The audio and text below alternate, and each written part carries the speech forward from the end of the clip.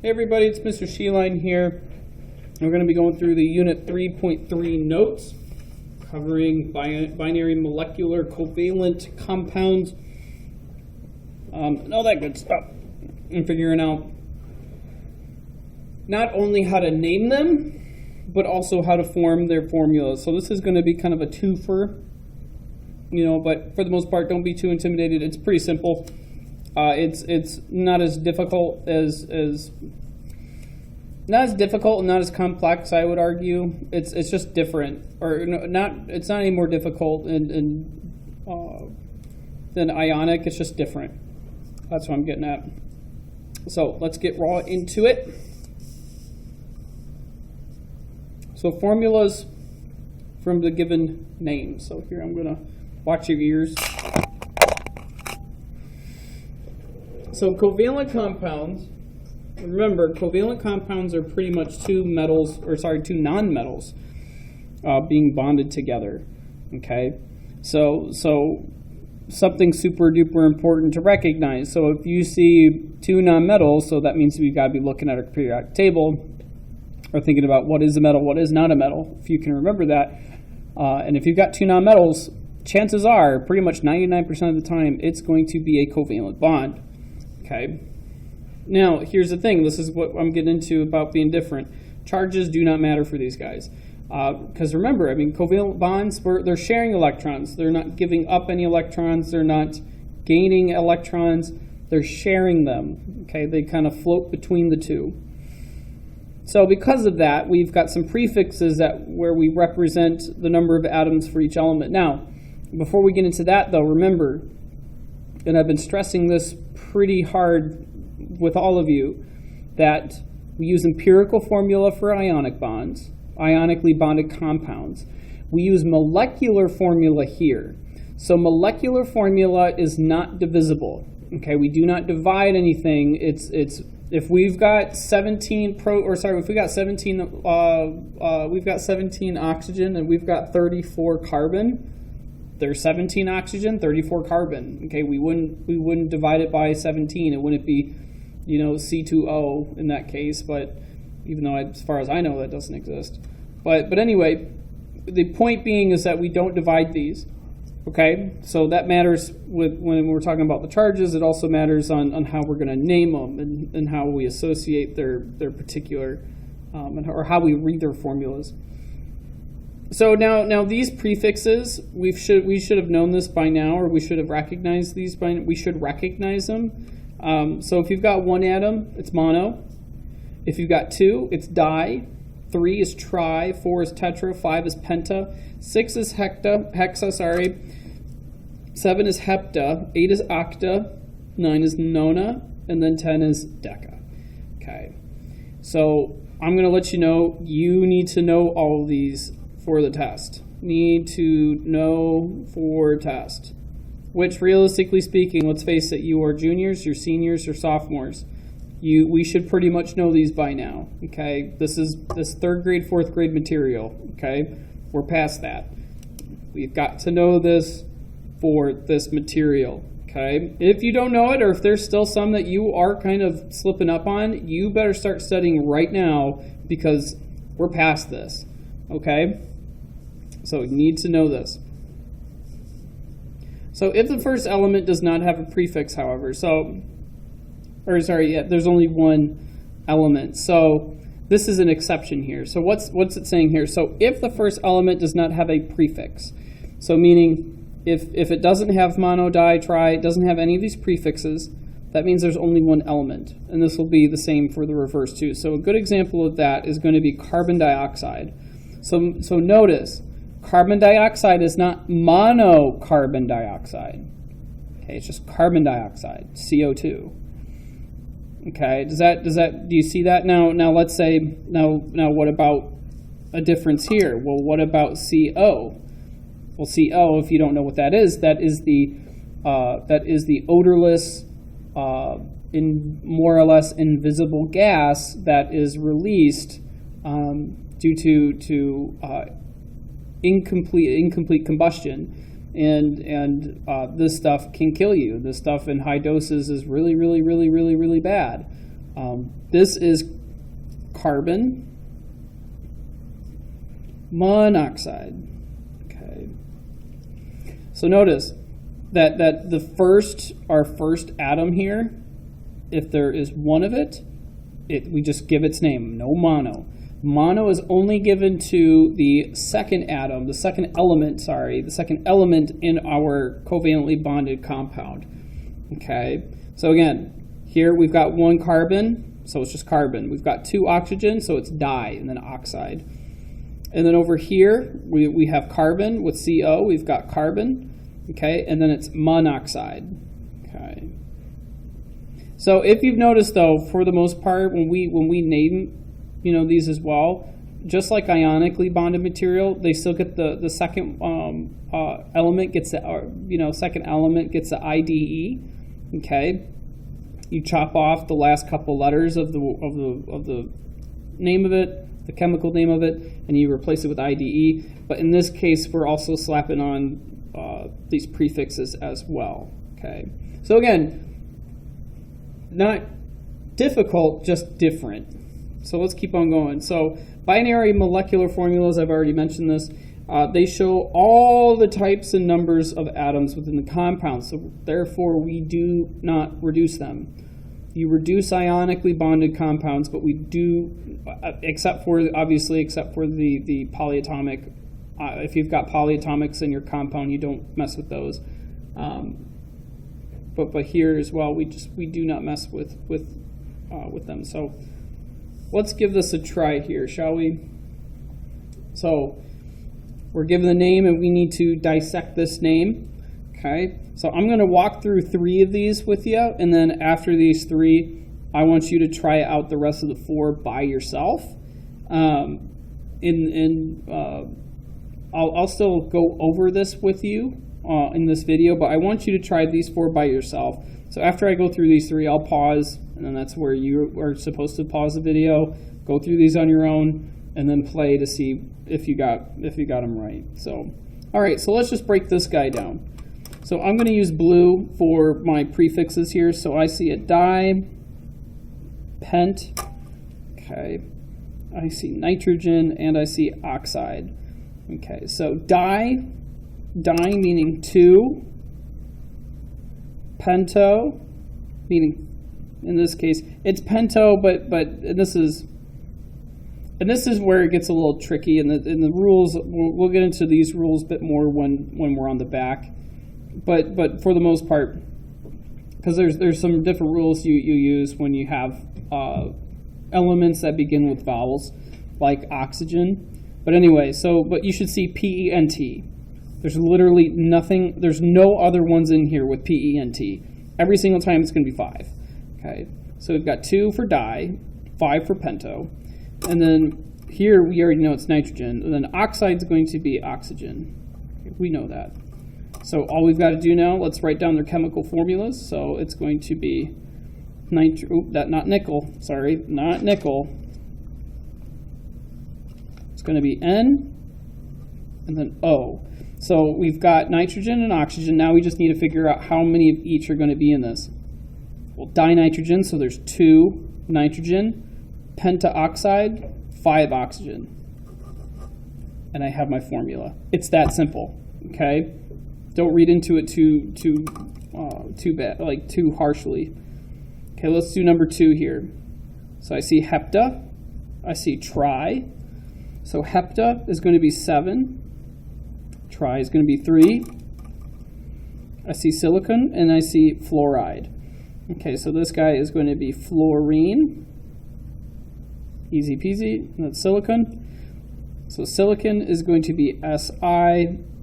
Fluorine is just F. Hepta, silicon. So there's going to be 7 of my silicon, and then 3 of my fluoride, fluorine. Boom. Easy enough. And then number 3, looks like I do not have a prefix for my first guy here. So that means there's only 1 carbon, okay? But there is a tetra here with tetra 4 and chloride. So carbon, and then tetrafluoride or chloride. So here is going to be chlorine, So C, Cl.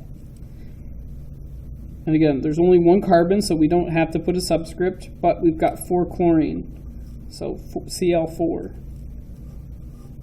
And then boom. Again, it's that simple. So what I want you guys to do, I want you to quick pause the video, or actually don't pause it just yet, but let me explain. Go through these 4 on your own, okay? And then after you've paused the video, gone through those 4 on your own, play the video again, see if you got the right answers, and then if you did, awesome, continue. If you didn't, make sure you make the corrections so you have the right answers in the notes, okay? So pause the video here, try them out yourself. Okay, so we're just going to do the same thing we've been doing, di, mono, and I'm going to do it to all of them real quick. Octa, tri, mono. So here is going to be 2, 1, 8, 4, 3, 1. Okay. So I've got all that laid out. I'm going to underline everything and I'm going to work through everything nice and slow. So, okay, so nitrogen here for number 4, we've got dinitrogen, which we've already seen dinitrogen, so it's going to be N2, monoxide.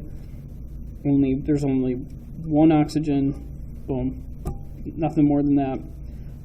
So tetraphosphorus, so phosphorus, and then bromide, which is just bromine.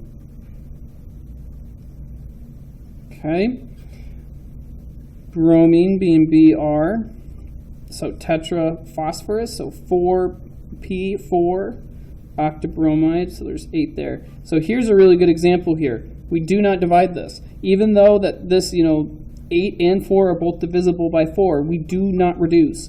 We keep this P4Br8 because we are saying that this compound has 4 phosphorus and 8 bromines. Okay? Do not reduce. Do not. Okay, let's go on to here with boron, so B, and then, so here is a good one. So triiodide.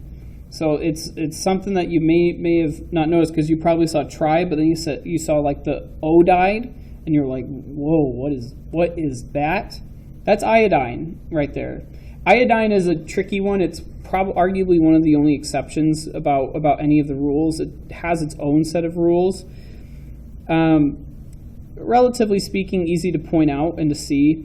It kind of functions as far as naming and also figuring out the formula. It's pretty similar to oxygen, but as you'll see, it can be a little stinker. And I'll be providing some leeway for you guys when it comes to iodine. If you don't spell it exactly right, but if you're pretty close, I'll give you points for it.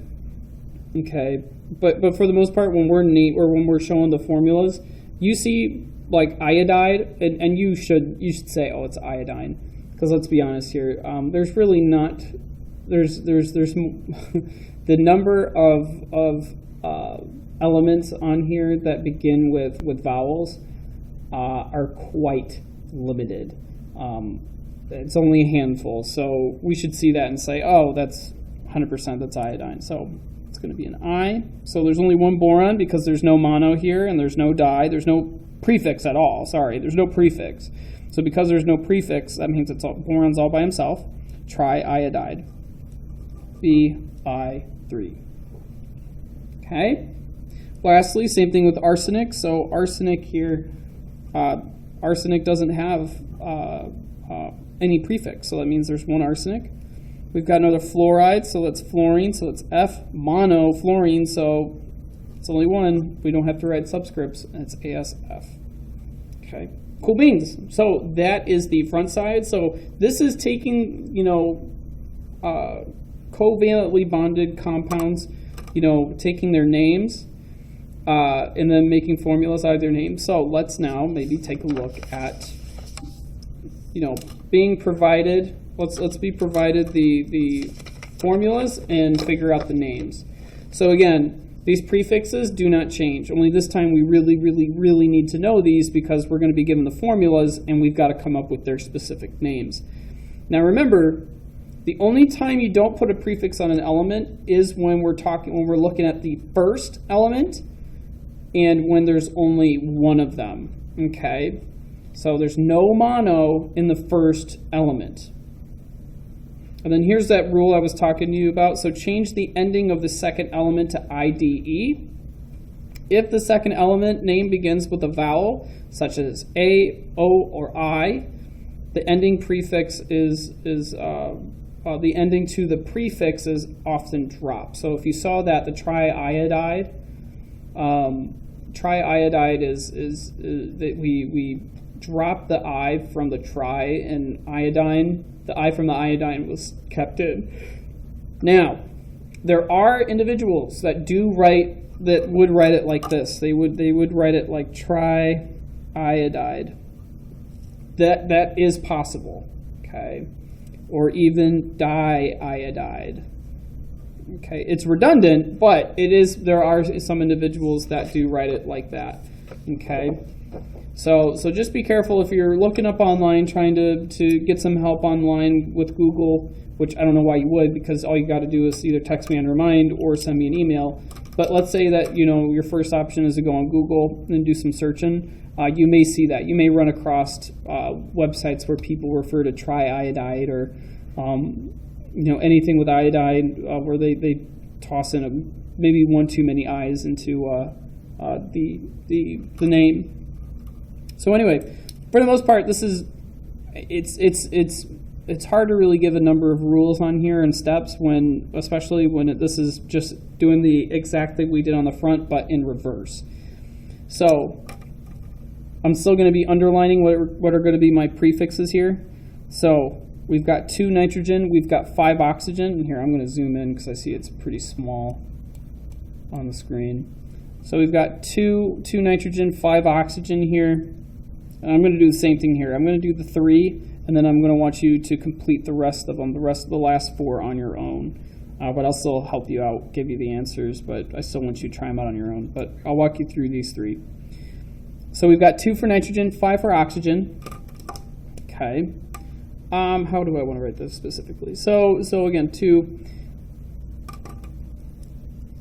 So here, what we can do, we can write this out. So we'll write out nitrogen.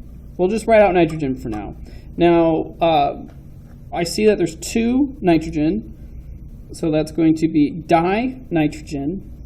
And then there's going to be 5 oxygens. So I'm going to write pent, because I know it's penta. But remember, oxygen it starts with a vowel, so we're going to drop the the A, and we're going to just insert oxide. So dinitrogen pentoxide. Okay, and don't forget, you got to add that IDE. Pretty much everything does that now, other than the acids and hydrates we'll get into later. Covalently bonded material and also ionically bonded material. You drop the last 3 to 4 letters of the given element, add IDE. So we're still doing that. Okay, so dinitrogen pentoxide. Okay, it should be simple enough. This should be simple enough for you.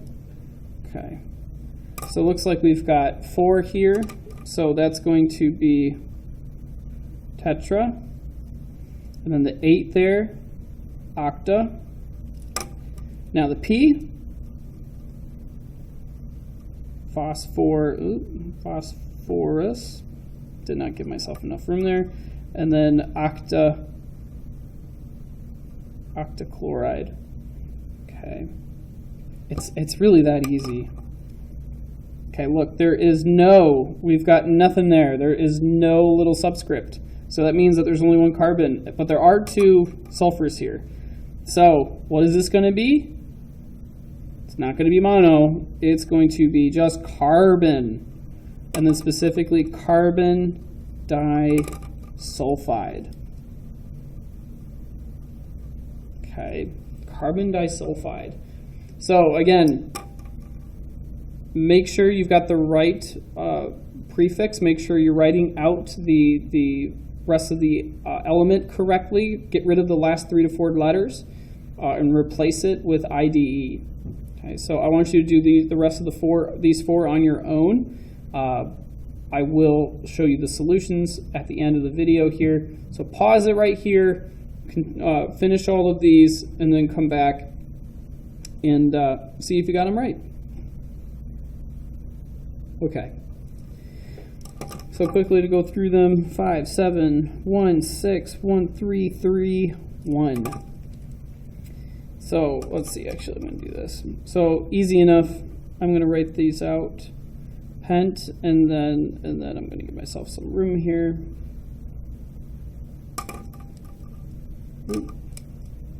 Penta. Okay. So we've got penta. Specifically, we've got penta, selenium, hepta over here, heptabromide. Easy peasy. We've got 1 here, but remember the silicon here is the first atom, so, or first element, so it'll just be silicon. And then hexa fluoride. Easy peasy. Same thing here, only it's sulfur. Oh, shoot, wrong color. So sulfur, it will not be monosulfur, it's just sulfur. Sulfur tri.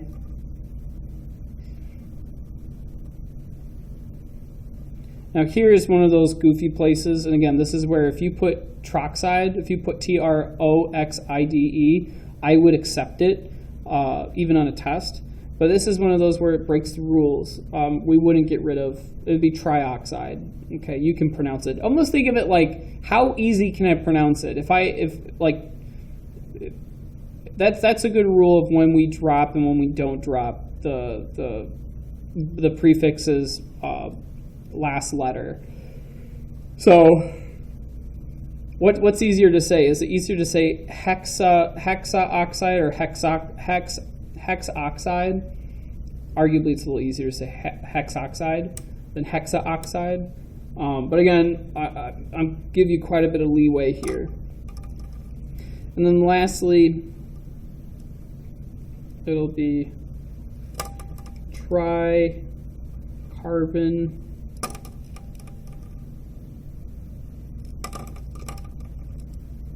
monoiodide, iodide. That's IODIDE. Here, let me rewrite that.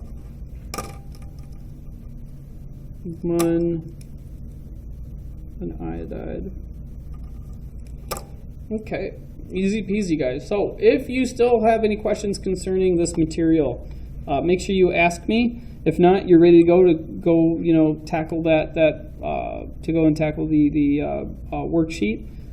So if you've got no questions, I'll see you guys in the next one.